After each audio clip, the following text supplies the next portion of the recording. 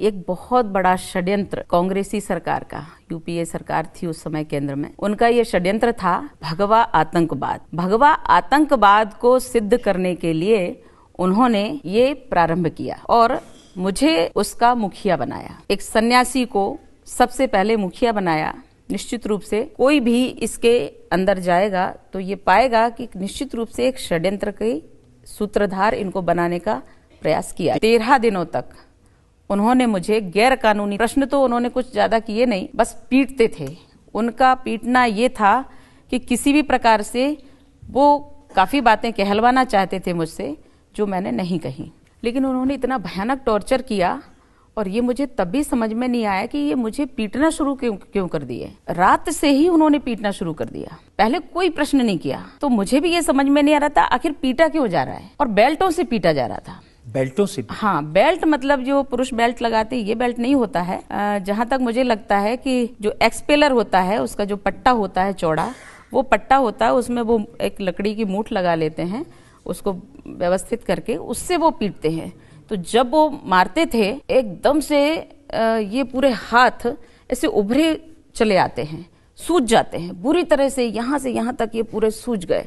जब ये इतने टाइट हो जाते तो उन्हें लगता था ये कहीं फट ना जाए हाथ, तो फिर वो गर्म पानी में नमक डाल के हमारे हाथों को उसमें डलवाते थे। टॉर्चर करना, इतना भयानक टॉर्चर करना प्रारंभ किया कि कोई स्त्री तो दूर की बात है, एक कोई पुरुष भी है, ऐसा लगता है, कहा जाता है कि पुरुष बड़े शक्तिशाली होते, मजबूत होते हैं, तो वो सहन कर लेंगे, तो वो भी सहन नहीं कर सकते थे उस चीज को। और उसके बाद जमीन पे ठुकवाते थे, हाथ दीवार में ठुकवाते थे, कागज लेके उसको दबाते थे जिससे ये थोड़े से मुलायम हो जाए हाथ, और फिर वो पीटना शुरू कर देते थे।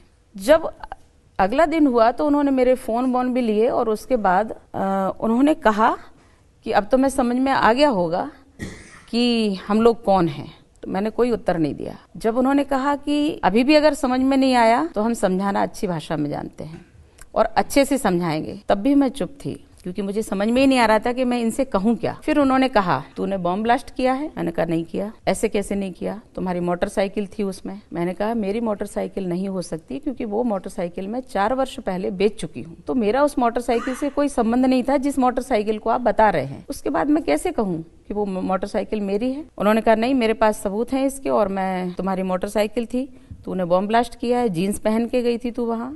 मैंने कहा नहीं, ऐसा नहीं था, मैंने कोई बॉम्ब ब्लास्ट नहीं किया। एक दिन पिटाई की?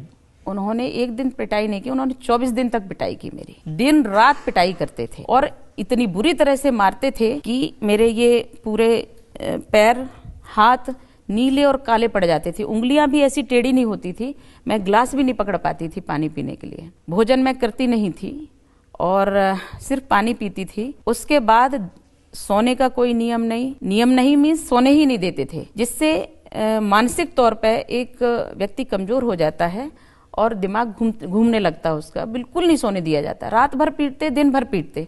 और जब वो लोग थक जाते थे तो बैठ के वो हमें गालियां देना शुरू कर देते। इतनी अभद्र, इतनी गंदी गालियां देते थे जिसकी कल्पना नहीं थी, क्योंकि वो लोग थकते थे और फिर प्रश्न करते थे। फिर व्यक्ति बदल जाता था, मैं वही रहती थी, मैं रेगुलर उत्तर देती थी उनके, और उसके बाद वो लोग बदल जाते थे, फिर पान खाने जाते थे, सिगरेट पीने जाते थे, लेकिन मुझे रेगुलर वो बिजी रखते थे जिससे कि किसी भी प्रकार से ये अपसेट हों और ये वो कह दें जो हम कहलवाना चाहते थे। क्या कहलवाना चाहते? वो ये कहलवाना चाहते थे कि आरएसएस के लोगों ने कहा और हमने ब्लास्ट किया, और किसने कहा, क्यों ऐसा कर रहे थे, ये मुझे समझ में नहीं आया था उस समय।